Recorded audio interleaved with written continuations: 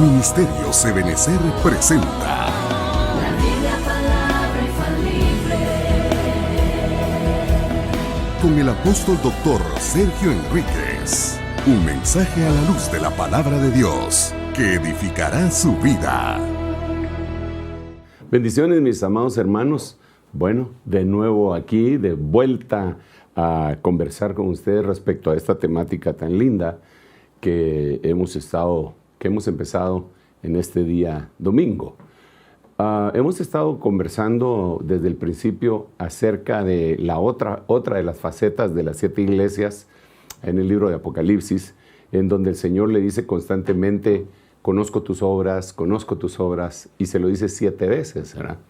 Entonces de ahí partimos a la gran realidad que si el Señor repite una cosa muchas veces es porque está martillando con su palabra para que aquella verdad quede impregnada en nuestro corazón.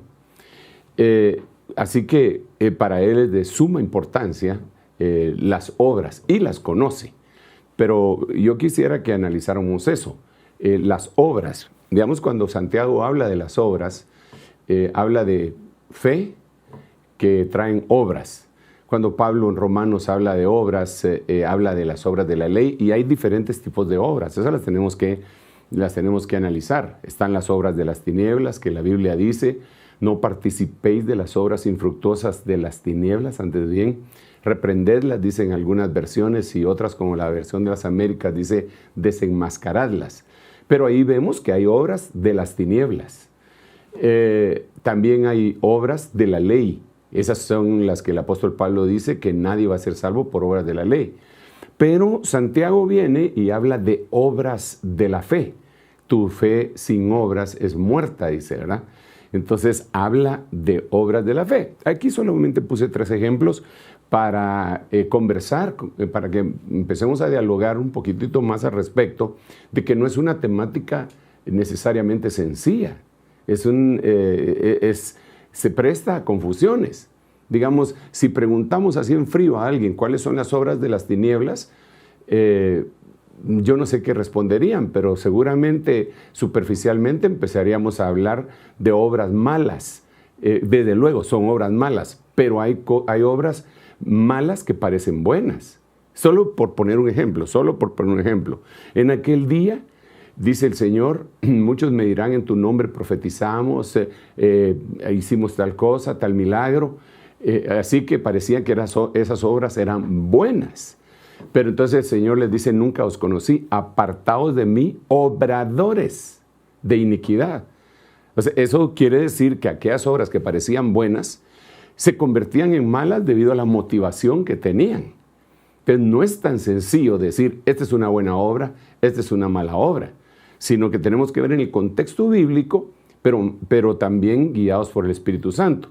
De la misma manera como no es tan fácil distinguir las obras malas en su profundidad, en su motivación, tampoco las obras buenas. Digamos, aquella mujer, el Señor dijo: ¿por qué molestas a esta mujer por la buena obra que ha hecho? Lo habíamos mencionado en los servicios anteriores. Pero una buena obra la que ella había hecho. Y la estaban criticando por su buena obra. ¿Quién puede, si fuera una buena obra desde el punto de vista humanista, quién la puede criticar? Nadie. Pero desde luego aquello era confuso. La mujer había derramado un perfume que costaba 300 denarios. Eran los ahorros quizá de toda su vida, con los cuales hubiera podido sobrevivir un año entero. Y ella los derramó sobre el Señor. Para ella era una buena obra, pero para ellos era una mala obra.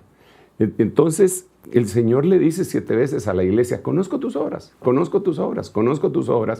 De alguna manera le está diciendo que también ella misma, nosotros la iglesia, deberíamos de conocer las obras. Ok, de ahí saltamos a Proverbios capítulo 31, en el versículo 10, en donde aparece el alefato, el acróstico hecho desde el verso 10 hasta el 31, con el alefato hebreo, ¿verdad?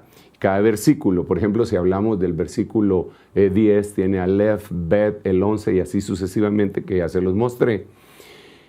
Y repentinamente llega al verso 20, en donde dice la letra número 11, es Kaf. Pero Kaf es una traducción también que habla de manos. Y en ese versículo, kaf, en ese versículo 20, en esa 11ª letra del alefato hebreo, le dice el Señor de la amada. Dice, extiende su kaf, extiende su mano al pobre y alarga su yad, sus manos, porque también se traduce manos, al necesitado, al menesteroso. Entonces nos quedamos en la primera parte describiendo algo que para mí, francamente, creo que viene a ser una especie de misterio, de secreto tal vez no, misterio sí, algo que es poco entendible, como lo hemos estado conversando en estos primeros minutos. Imagínese usted que le extiende la mano al pobre. Ya explicamos lo que es extender, eso ya lo vimos en el primer servicio. Y hablamos de extender cobertura, extender manto, extender manta y extender las alas. De esos 3 ejemplos puse, aunque habían más. Ahora tendríamos que ver la mano, kaf, la kaf. Son obras al pobre. Y entonces aquí fue donde empezamos a tener otro montón de conflictos, así como las obras pueden ser una confusión si no la analizamos con el contexto bíblico. También lo pobre, al decir pobre, podemos confundirnos. ¿Quién es pobre? Pusimos el ejemplo de aquellas 2 iglesias de Apocalipsis, que una cree que es rica, pero el Señor le dice que es pobre, y la otra que cree que es pobre, pero el Señor le dice que es rica. En el 2.8, en el 3.17 me parece, o 11, algo así. Entonces, tienen una confusión. Yo le puse el ejemplo del Salmo 34, cuando David está diciendo, este pobre clamó a Jehová, y él lo oyó. ¿Cómo podía ser pobre a la manera que nosotros consideramos? ¿Cómo podría ser pobre David? Si cuando terminó de dar todo el material para la construcción del templo que nosotros conocemos como el templo de Salomón, que él fue el que proveyó todo, el Señor a través de David, él dijo, pero además de todo esto voy a dar de mi tesoro particular. Y dio $1,200 millones, el equivalente a $1,200 millones en la actualidad. No podía ser pobre, pero en el Salmo él dice, este pobre. Entonces aquí tenemos que ver quién es pobre y de qué es pobre. De ahí partimos y dijimos que como existen diferentes pobrezas, también existen diferentes riquezas. Y que íbamos a analizar, la primera pobreza que íbamos a analizar era la pobreza de tipo económico, porque es la que más la gente manifiesta y es la que más manipula. Digamos, Judas hablaba a favor de los pobres y decía, este perfume se tenía que haber vendido y se le debería haber dado a los pobres, pero los estaba usando. Mucha gente que habla de los pobres, con todo respeto lo digo, solo los está usando, porque como la mayoría de la gente es pobre, eso es lo que le llaman incluso en la política un mensaje populista, ¿verdad? Porque abarca a la mayoría de la gente pobre, pero los instrumentaliza, los usa. No les hace ningún bien. Le dan una bolsa de víveres de vez en cuando, pero los dejan pobres. En cambio, cuando el Señor viene, dice, no, vamos a cambiar esto. Lo que vamos a hacer es que yo voy a traer una medicina curativa y voy a traer una medicina paliativa también. Entonces, en la medicina curativa, como ya lo explicamos, dice que Jesús, siendo rico en todas las cosas, se hizo pobre para que nosotros fuésemos enriquecidos. Entonces el propósito de Dios no es dejarte pobre y que te den una bolsa de víveres cada 15 días, porque eso sería una especie de algo que te está aliviando, un paliativo. Por eso hemos utilizado la palabra paliativo. Pero Dios lo que quiere es enriquecerte en todas las cosas, y para eso utilizó a su Hijo amado Jesucristo, que Él estuvo dispuesto y no tuvo como cosa que aferrarse ser igual a Dios, Y vino y se hizo siervo, tomó forma de hombre, se hizo esclavo, llegó a la cruz, se hizo pobre. ¿Para qué? Para que nosotros fuésemos enriquecidos en todas las cosas. Es interesante, eso es bien, bien interesante. Ahí podríamos seguir platicando algunas otras cosas, pero entonces miremos, ¿quién es pobre?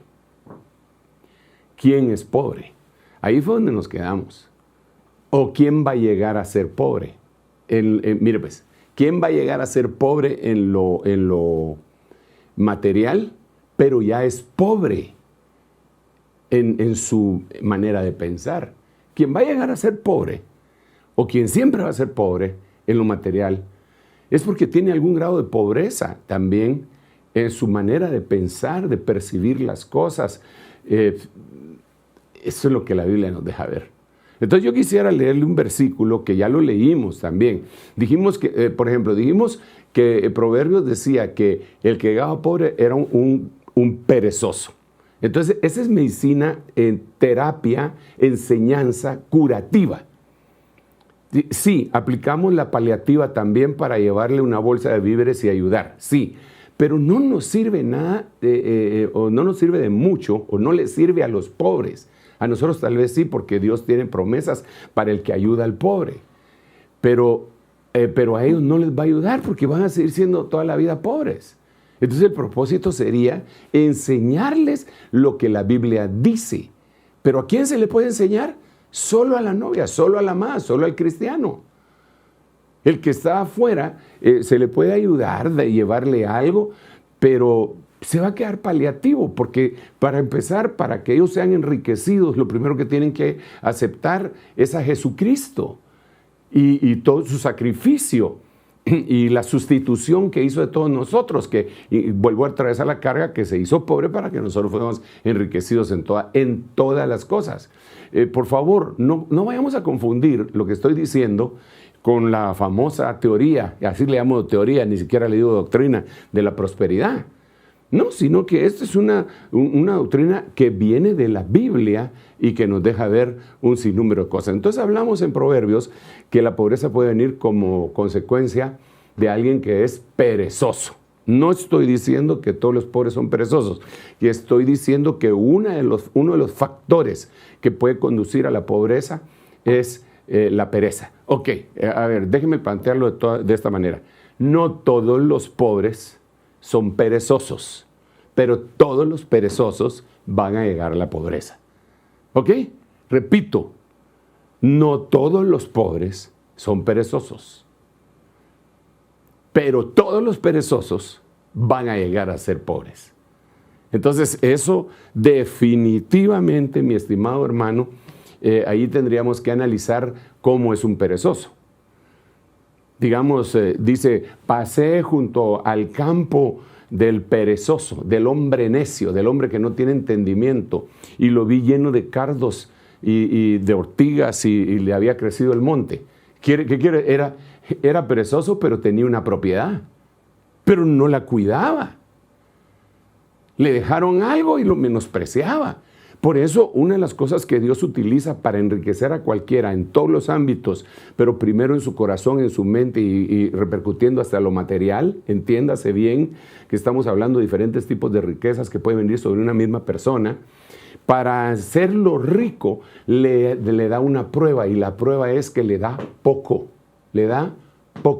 porque después le dice, en lo poco me fuiste fiel, sobre mucho te pondré. Entonces hay gente que lo que quiere es que le den mucho desde el principio, y Dios no dice así. Dios dice, no, te voy a dar poco para ver cómo tratas lo poco, y entonces eso, si lo tratas bien, te lo voy a multiplicar. Eso es extraordinario. Digamos que te dan cosas que no son tuyas para que las administres. Si las logras administrar bien, como que si fueran tuyas, pero no son tuyas, te dan lo tuyo. Eso le pasó a Moisés. Le dieron las ovejas de su suegro y las cuidó. Eso le pasó a Jacob. Le dieron las ovejas de Labán, que también era su suegro, y las cuidó. A tal punto las cuidó que cuando se perdía una oveja, él la pagaba con días de trabajo. Entonces, al finalizar, cuando se fue, en su indemnización, digamos, ¿verdad? Le dice él a su suegro, trabajé 7 años por Raquel, 7 años por Lea y 6 años por las ovejas. Como quien dice, se perdieron las ovejas, pero no se quedaron en el aire. No, yo te las pagué con mi trabajo. 6 años. Entonces fue cuidadoso, fue muy cuidadoso. Entonces le dieron su propio rebaño. Pero si a ti te dan un trabajo y hacia eso es a donde voy ahorita en este versículo que le voy a leer, que ya lo habíamos leído, pero lo quiero volver a leer para que lo reconsideremos, porque este es un consejo apostólico y pastoral para pueblo de Dios que no se puede quedar en la pobreza. Dios no quiere, en medio de la pandemia, lo que sea, Dios no quiere que tú estés en pobreza. Dios no quiere que estés en esa condición.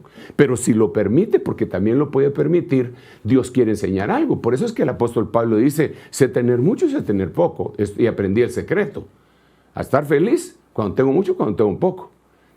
Pero no cabe duda que lo poco siempre va a ser una catapulta, un trampolín, aleluya, para llegar a tener mucho. No, eso es una tremenda bendición.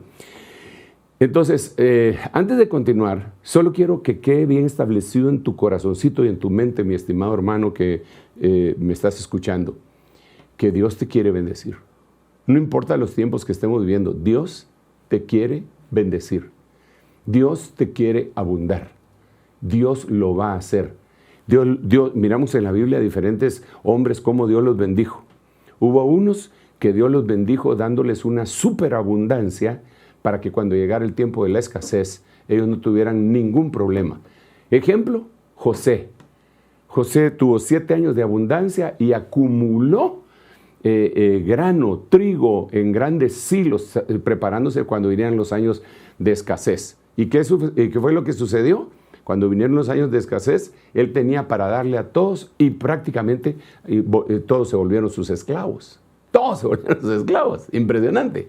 Y ese mismo ejemplo es el que el Señor pone con la hormiga, que le dice que mire cómo trabaja la hormiga o perezoso y que prepara su comida en el invierno. Cuando viene el tiempo de la escasez, en el verano, cuando viene el tiempo de la escasez, invierno, entonces ella tiene cómo sobrevivir. Ya cuando termine el invierno, salen otra vez las hormigas, no se extinguen porque trabajaron. Ok, entonces, fíjese pues. Vi el campo del hombre necio, del perezoso, ¿verdad? Y ni siquiera lo cuidó, lo dejó que se le creciera el monte, ni siquiera lo apreció. Ay, sí, tengo ese mi terreno. Ay, lo menosprecia, lo va a perder.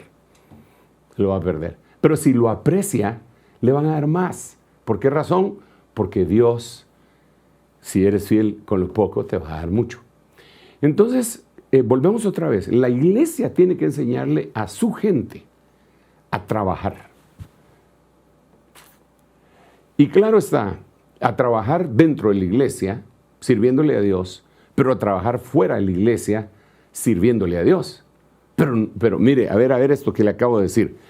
Digamos, tienes un trabajo, llamémosle secular. Eres cualquier tipo de trabajador, eres un auditor, eres un médico, eres un abogado, eres un constructor, eres un agricultor, eres un obrero, lo que sea. Tienes tu trabajo de donde el Señor te está dando la remuneración. Entonces, esto es lo que tenemos que analizar, sobre todo a los hijos de Dios. Ese trabajo lo debes de hacer como para Dios. Yo me recuerdo que en algún momento te planteé la involución de los doulos, la involución de los esclavos, la involución de los trabajadores, pero lo planteé sobre el punto de vista espiritual, lo planteé de aquellos que trabajamos en la obra del Señor, pero quisiera traerlo a tu memoria en este momento, específicamente para los que trabajan no en la obra del Señor, sino afuera. Es decir, en todos estos empleos que te estoy diciendo. Los empleos que te dan, lo voy a ver aquí en la pizarra para que podamos compartir. Vamos a ver. Vamos a ver si lo encuentro. Lo teníamos, espero no tardarme mucho en esto, hermano, pero es que se lo quiero recordar. Vamos a ver. No está aquí. No está aquí. Aquí está. Esto fue lo que les había planteado cuando hablamos específicamente de las cosas ¿cómo decirlo?, dentro de la iglesia. Entonces dijimos aquí, siervos de los hombres, y entonces expliqué que podía ser un pastor que le servía más a los hombres que a Dios. Ok, de ese ángulo no quiero hablar, porque ya lo hablamos para empezar. Pero ahora miremos que como que si todo esto fuera secular, ya no espiritual, secular. Entonces, siervo de los hombres. Entonces hay gente que trabaja para una empresa, pero trabaja para la empresa. No trabaja para Dios en esa empresa. Entonces, como no trabaja para Dios en esa empresa, como no tiene ese concepto, trabaja con cierto grado incluso de amargura para esa empresa. La mira en poco. Dice, no, si aquí uno puede tener 20 años de trabajar y de repente le dan una patada a uno y se olvidaron de uno. Bueno, eso será la empresa. Si tú estabas trabajando para la empresa, tienes razón. Pero si mientras estabas trabajando para esa empresa, realmente cada día le ofrecías tu trabajo, tus labores, se las ofrecías a Dios, entonces no estabas trabajando para la empresa, estabas trabajando para Dios. Entonces no eras siervo de los hombres, eras siervo de Dios. Yo espero estarme dando a entender con esto que estoy diciendo. Entonces, le voy a leer un versículo, le voy a rogar que me acompañe acá a Proverbios 10:4. Este es el versículo que ya lo habíamos visto, pero lo quiero volver a abordar. Pobre es el que trabaja con mano negligente. Platiquemos. Pobre es el que trabaja con mano negligente. Fíjese que ahí no está diciendo que va a llegar a ser pobre, aunque sí va a llegar a ser pobre, sino que está diciendo que ya es pobre. Ya es pobre. Tiene un trabajo y ya es pobre, porque no importa cuánto gane. No importa si gana $10,000 mensuales, es pobre porque está trabajando con mano negligente. Aquí es donde tenemos que distinguir pobreza material y con otro tipo de pobreza que puede llevar incluso a la mezquindad. Entonces uno de los consejos que la Biblia nos da, pero eso se lo da francamente a los hijos de Dios, por los cuales el Señor, según 2 Corintios, me parece capítulo 8, vino y se hizo pobre para enriquecernos. De ahí es el aspecto legal. Tú tienes derecho a llegar a ser enriquecido en todas las cosas porque Jesucristo... no, hombre, se lo voy a leer, porque esto no es una cuestión que yo me lo haya inventado. Vamos a ver, tendría que estar aquí. Es 2 Corintios capítulo 8, verso 9. Mire cómo dice, porque conocéis la gracia de nuestro Señor Jesucristo. Esto se lo leí en los servicios anteriores, pero se lo vuelvo a poner. Que siendo rico, Jesús era rico. Sin embargo, por amor a vosotros se hizo pobre. ¿Pero por qué? Porque a él le gustaba estar entre los pobres, hermano, y que no se sentía... No. Se hizo pobre para que vosotros, por medio de su pobreza, llegarais a ser ricos. Entonces, hermano, discúlpeme, es un poco complicado decirle por televisión, ¿verdad? O por Facebook o por lo que sea que usted me esté viendo en este momento, repita conmigo. Es un poco complicado porque si lo tuviera presencialmente aquí en la iglesia, entonces ya serían otros 20 pesos, ¿verdad? Pero sí, repítalo conmigo, por favor. Dios te llamó para ser enriquecido, para ser rico. Esto no lo digo yo, eso lo dice el Señor. Esto no me lo inventé yo, esto no es primera de Sergio, esto es 2 Corintios capítulo 8, versículo 9. ¿Quiere Dios que tú seas pobre y que te estés tronando los dedos a 3 menos cuartillo? Pues puede que sí, por un momentito, para que comprendas y Él te pueda proveer. Entonces por eso te puse el ejemplo de José. A José el Señor le dio 7 años de una prosperidad impresionante. Y cuando llegaron los 7 años, vinieron los 7 años de las vacas flacas. José se reía de las vacas flacas. José se reía del año de la escasez. Sí, él tenía de sobra. Es más, ya hasta le estaban haciendo estorbo tanta abundancia en los silos en donde había guardado todo el grano. Cuando empezaron a venir, qué bueno que empezaron a venir porque estaban a reventar eso, empiezan a sacar el trigo. Y empezó a negociar hasta que se volvió el dueño de la tierra. ¿Cuándo se volvió el dueño de la tierra? En 7 años de gran escasez. Entonces hay siervos a los que Dios les da abundancia para cuando llegue el momento malo. Hay algunos así, hay otros que no. Hay otros que Dios no les dio nada. Pero cuando llegue el año de la escasez, no les falta nada. Otro ejemplo bíblico, porque ya puse el ejemplo bíblico de José. Ahora otro ejemplo bíblico. Elías. Ni agua caía, hermano, ni agua caía. 3 años de no llover. Imagínense esa sequía en un país netamente agrícola. ¿Qué desbarajustes, cambios, tristeza, hambruna? ¿Qué pasaría? ¿Qué habrá pasado en ese país? 3 años sin llover. ¿Y le faltó algo de comer a Elías? No. De una manera sobrenatural, todos los días, día a día, el pan de cada día, dámelo hoy. Y terminé, Señor, por favor, dame de comer. Pum, le caía la carne aquí y pum, el pan aquí. Gracias, papá. En la mañana y en la tarde.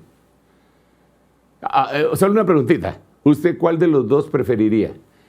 ¿Cuál de los dos ejemplos? ¿Elías o José? Dígame, por favor, contésteme pues. ¿Qué preferiría? ¿Elías o José? José tiene de sobra, pero es buen administrador. Y lo está administrando bien. Y ayudando a los demás. Elías ni siquiera se tiene que preocupar dónde va a guardar la abundancia. Solo le levanta las manos y le caen la... ¿Cuál de los dos preferiría?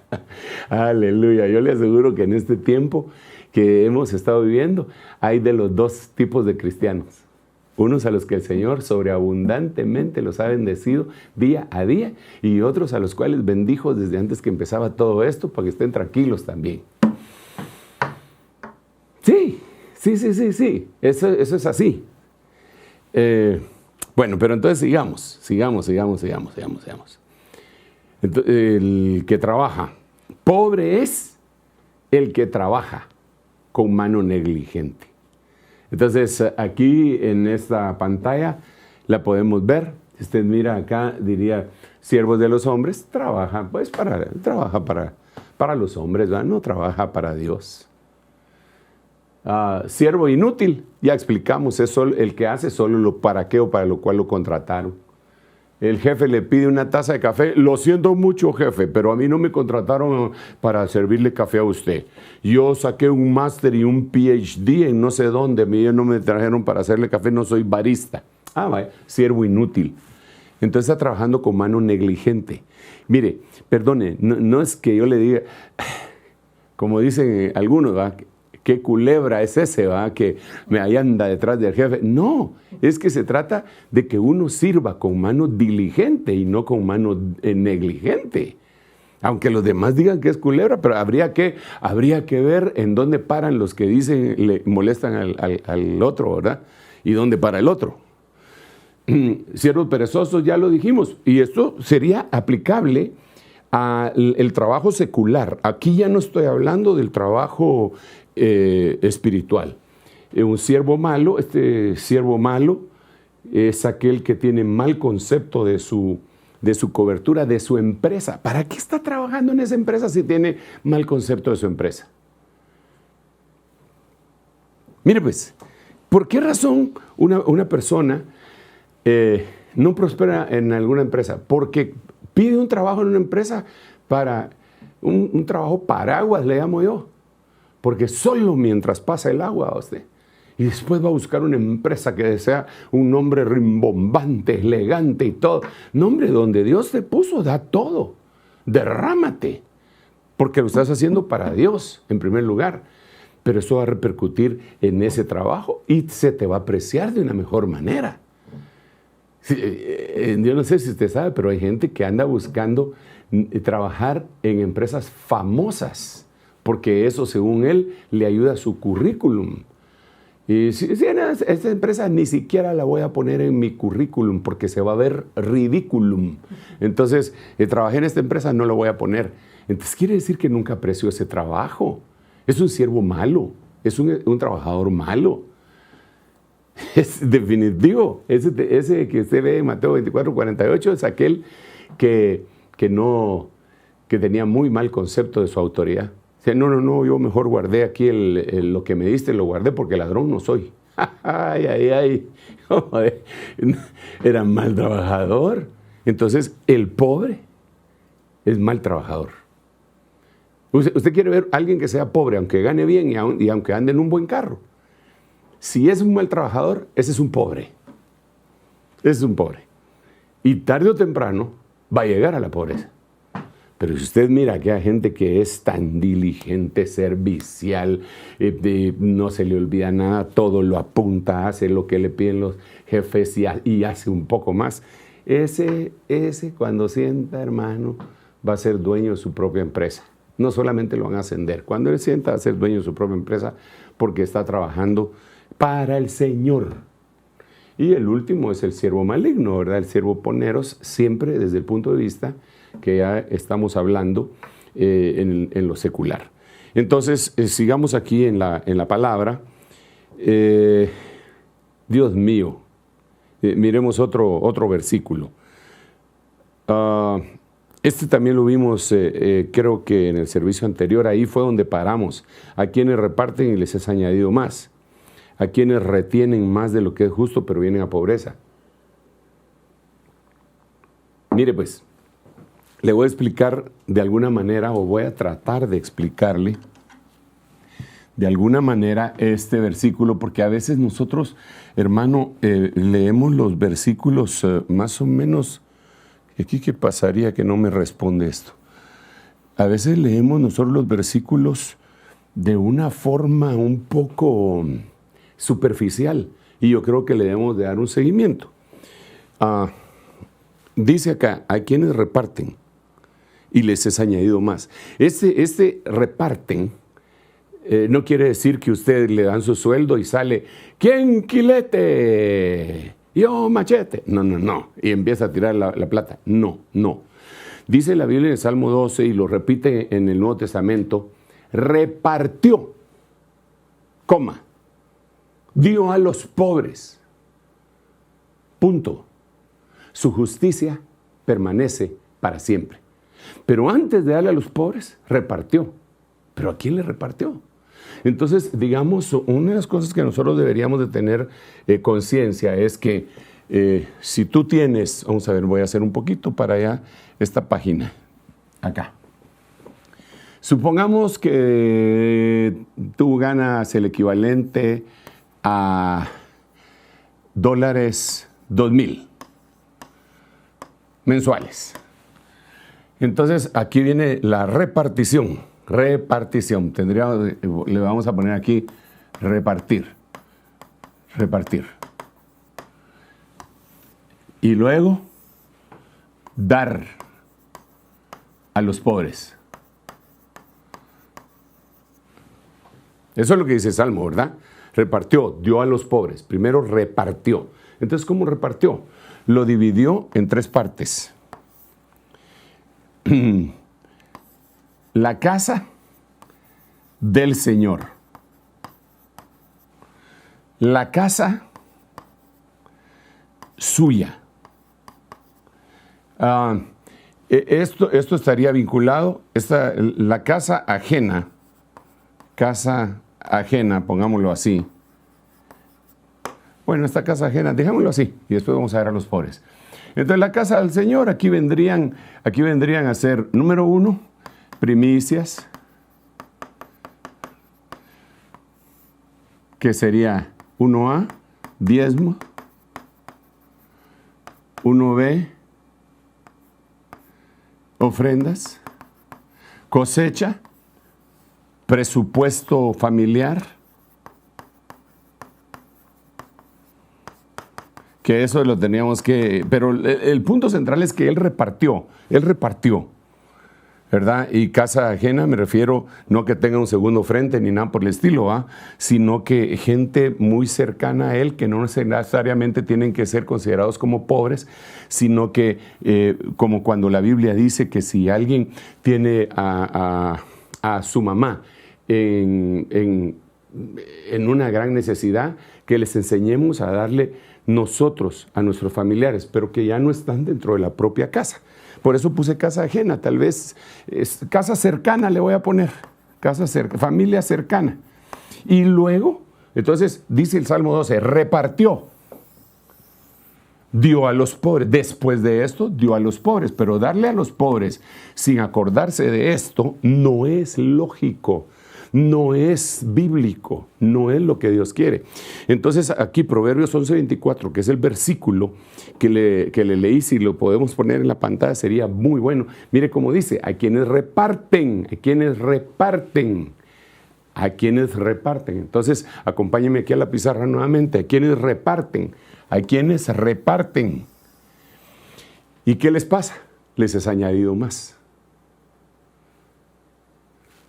Y hay quienes retienen más de lo que es justo y entonces vienen a la pobreza. Entonces, ¿cuál es el propósito de hablar de esto, hermano amado? El propósito de hablar de esto es decirles, hermanos, Dios mandó a su Hijo que siendo rico se hizo pobre.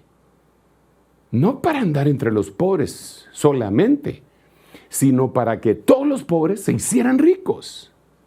A eso vino. Pero entonces ahora viene la enseñanza. ¿Cómo se va a hacer rico?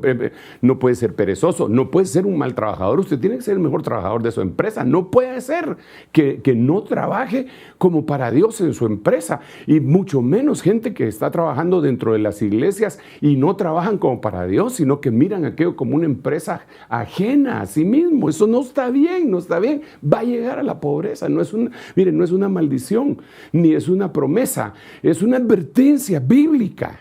Y ahora dice que hay gentes que retuvieron lo que era más de lo que era justo, retuvieron algunas cosas de acá, o de acá, o de acá, y entonces se convierten en este grupo de acá.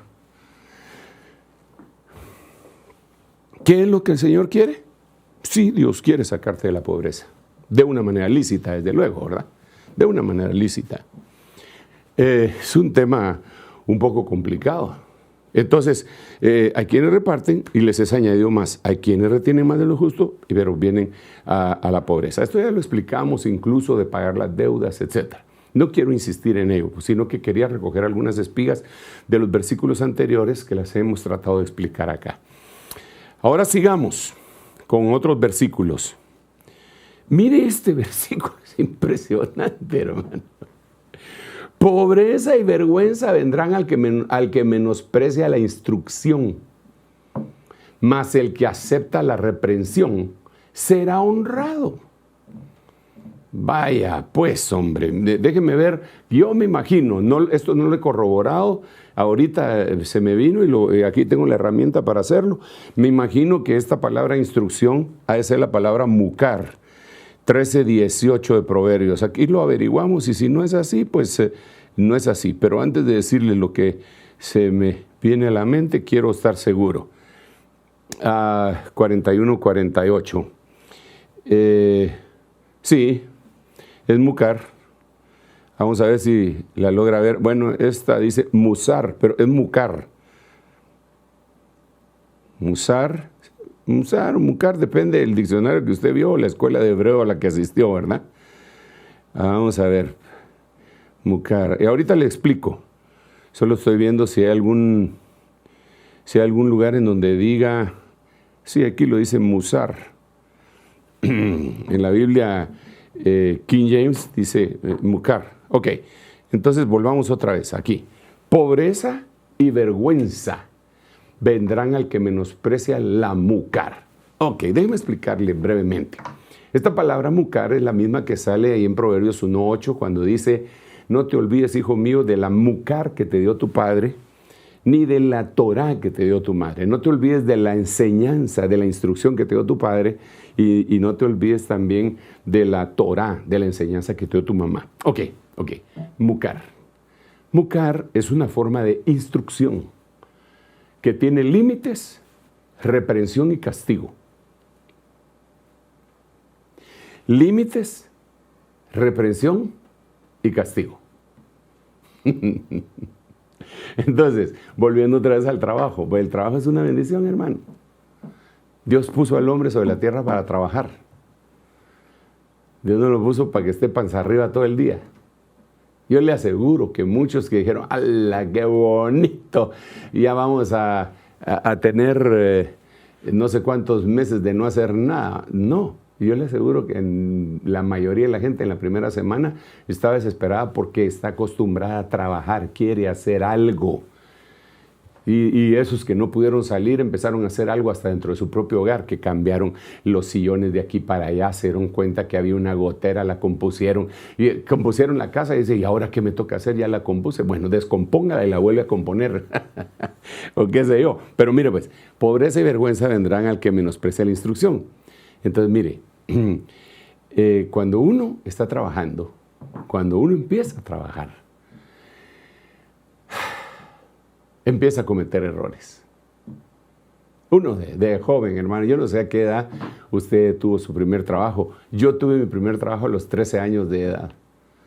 13 años de edad, un adolescente, ¿va? Claro que no era un trabajo a tiempo completo durante todo el año. Mis vacaciones terminaban en octubre y a trabajar, pues. Iba a trabajar a un almacén que era propiedad de una amiga de mi madre.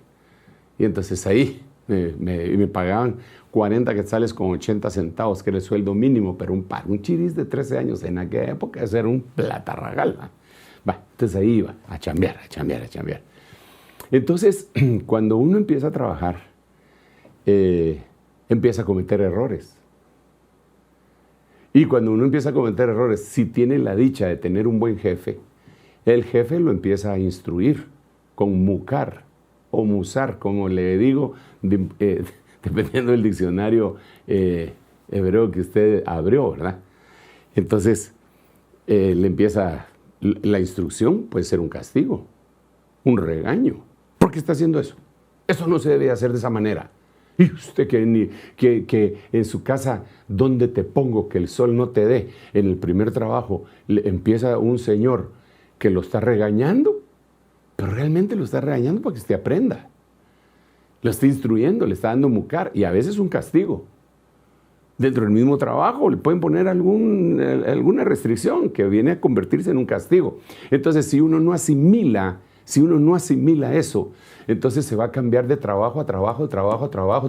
Va a tener 12 trabajos en un año. Cada mes va a ir cambiando de trabajo. Entonces, él nunca va a prosperar. Tiene que saber que tiene que aprender a donde llegaron hasta que venga la oportunidad que Dios le dio. Entonces, pobreza y vergüenza vendrán al que menosprecia la instrucción. Entonces, no debes de menospreciar la instrucción. Ok, eso sería desde un ángulo. Pero el otro ángulo que yo le quisiera ver es que cuando uno llega a... No importa si tú trabajaste, si tú te graduaste en la universidad y sacaste summa cum laude. Cuando llegas a tu primer trabajo, créeme, si eres un arquitecto, créeme que el maestro de obras te va a enseñar cosas que tú no sabías. Créemelo. El albañil te va a enseñar cosas que no te enseñaron en la universidad. O que si te las mencionaron teóricamente, pero ahora ya en el campo, aquel hombre tosco, rudo, con la piel tostada de trabajar bajo el sol, te puede dar un par de lecciones y decirte, no, ingeniero, es que si lo hacemos así, cuando sellemos esto va a pasar tal o cual cosa. Yo no sé el léxico que utilizan, pero te aseguro que uno, cuando empieza a trabajar, tiene que seguir teniendo instrucción. Un médico se gradúa. Ok, se graduó. Le parecería que esto fuera un mensaje humanista. Reprendo en el nombre de Jesús. Estoy diciendo, por eso dije, el Señor vino a curar la pobreza. Ahora estamos dando una enseñanza curativa. Después vamos a hablar de lo paliativo, si usted quiere, que también trae bendición para el que lleva el alivio. Y un poco de bendición para el que lo recibe. Pero no es completo eso lo que se hace. Tiene que haber algo mayor. Bueno, entonces volvamos aquí a la cuestión. Un médico se gradúa y tiene que seguir aprendiendo toda su bendita existencia. que hay un congreso de médicos. Y bueno, voy a ver cómo hago porque estoy bien ocupado, tengo que ir. Que va a venir el doctor fulano de tal, experto en matar al COVID-19. Bueno, voy a tener que ir para aprenderle algo a este señor. Dicen que es bueno, que lo mandaron de Wuhan. Ay, jole. Y entonces él va, toma su tiempo y sigue instruyéndose.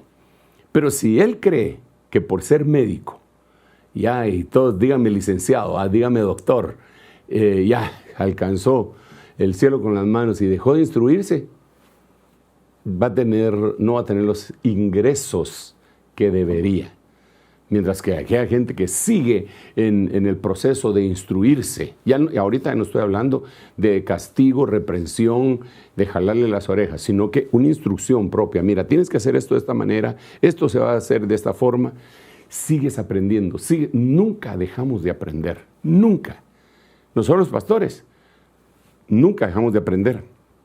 No dejamos de aprender ni la doctrina, ni siquiera los medios. Mire ahora en esta pandemia tuvimos que aprender. Yo digo, aquellos que no se atrevían a agarrar una computadora o a leer la Biblia en el teléfono y que criticaban a los que sí lo hacían. Yo decía, yo aquí tengo mi libro, el libro es el sagrado. Si vamos a eso, entonces los rollos eran los sagrados porque esos eran en donde se escribió.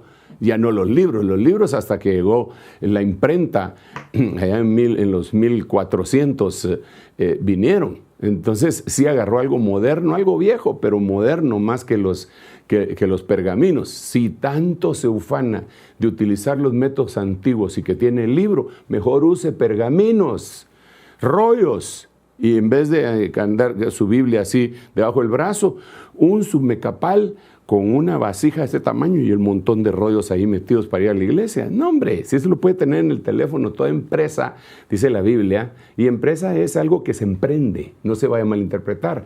Toda empresa se prospera manteniéndose al día en todo. Eso es parte de seguir aprendiendo, eso es parte de lo que nosotros tenemos que seguir haciendo. Porque tenemos que hacer un trabajo bien hecho.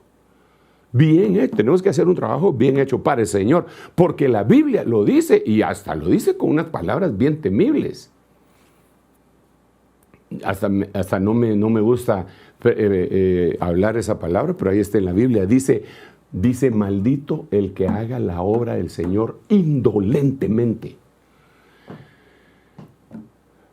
Entonces, pobreza y vergüenza vendrán al que menosprecia la instrucción. Mas el que acepta la reprensión, ese será honrado. ¿Y cómo puede ser honrado? De muchas maneras. ¿Cuáles son esas muchas maneras? Podría ser el hecho de que Dios te pueda estar enriqueciendo. Pero ahorita que me tome un poquito de agua antes de leerle el otro versículo. Gracias. Mire hermano, es que tengo unos versículos, recuérdese, esta es una enseñanza curativa para que tú dejes de ser pobre o nunca caigas en la pobreza. En todo trabajo hay ganancia, pero el vano hablar conduce solo a la pobreza. ¿Ok? Entonces conversemos otra vez. Ay, Señor. Hay gente que siempre está planeando, ¿verdad? Que lo que voy a hacer aquí, voy a traer de no sé dónde. Y tiene un hablar de vacuidad, de vacíez. Tiene buenos planes, pero nunca los ejecuta. Entonces, eso, al final de cuentas, lo va a llevar a la pobreza o a tratar de engañar a otras personas. Con su vano hablar van a caer en la trampa, pero se va a hacer de un montón de enemigos a los cuales los convirtió en inversionistas de sus sueños y nunca se vio nada claro. Entonces, aquí lo mejor es que trabaje, si en todo trabajo hay ganancia. Trabaje y dele, chambee. Por eso yo admiro, hermano, a mucha gente en esta pandemia, de veras, admiro a mucha gente que los entrevistan y qué asombroso verlo, y le preguntan, ¿y usted cuál es su profesión? Y mencionan profesiones de gente que se graduó de la universidad. ¿Y qué está haciendo? Repartiendo comida. ¿Pero y por qué? se acabó el trabajo allá, pero yo tengo que seguir trabajando. Así que tenía esta mi moto y estoy repartiendo comida. ¿Y qué tal le va? Bien. Y no le avergüenza porque él dice, el trabajo cualquiera que sea dignifica al individuo. Entonces aquí sería, en todo trabajo hay ganancia, en todo trabajo hay ganancia. Y Dios lo está viendo. Su papá lo está supervisando. Y dice, ese es mi hijo, me gusta su actitud. Le voy a dejar que siga un poquito ahí para que conozca bien toda la ciudad. Y después le voy a dar lo que él ni siquiera se imagina. Pero si solo estás hablando y planificando y que yo voy a hacer y hacer y hacer y hacer y nunca haces nada, eso va a conducir a la pobreza. Padre Santo, se me terminó el tiempo. Bueno, del mensaje, espero que el Señor todavía no me termine mi tiempo. Pero si me lo termino también nos vamos con él, ¿verdad? No hay problema. Medicina curativa en este tiempo de crisis. ¿Sabe que oí un estudio? Y ahorita lo voy a dejar. Oí un estudio de lo que se espera para el año 2021. Unos análisis que hicieron economistas y pusieron a todos los países de Latinoamérica. Y me quedé impresionado porque se empezaron a hablar que de Venezuela, de Bolivia, de Perú, de todos los países de Sudamérica, y cuando llegaron a Centroamérica empezaron a decir un montón de cosas. Y me asombró algo bien tremendo. El país número 1 que tienen en la lista es Guatemala. Pero no como ejemplo negativo, sino que dicen esos analistas, esos economistas, que en 2021 el crecimiento de Guatemala va a ser mayor que todos los demás países, más 5%.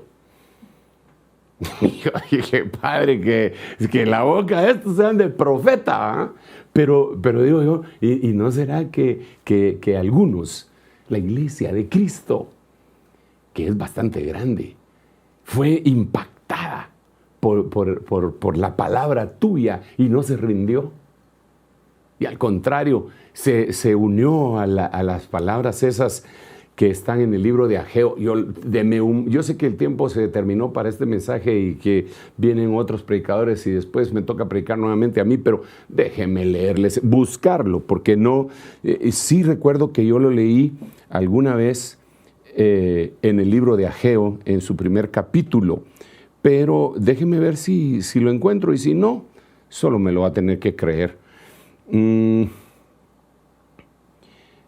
Vamos a ver. No, ya lo encontré, era en el siguiente capítulo. Mire cómo dice acá, Ageo capítulo 2, verso 4. Claro que usted lo puede buscar en muchas versiones, pero mire esta versión.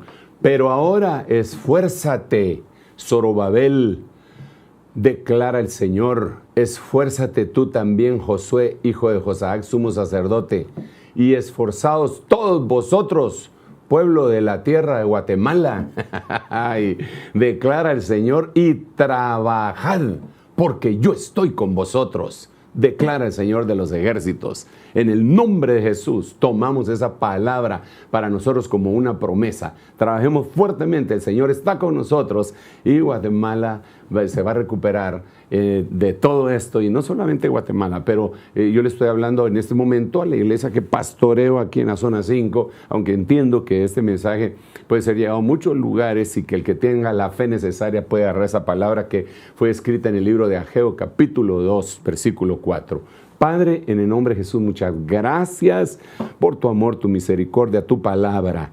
Yo sé que tú estás haciendo que tu iglesia alcance estadios espirituales, pero también materiales mayores de los que jamás había imaginado. Señor, yo estoy recibiendo esa bendición, estoy ministrando esa bendición y te ruego que tu pueblo la reciba en el nombre de Jesús. Gracias, Padre, gracias, Hijo, y gracias, Espíritu Santo. Amén, amén y amén. Dios me los bendiga y nos vemos en el próximo servicio.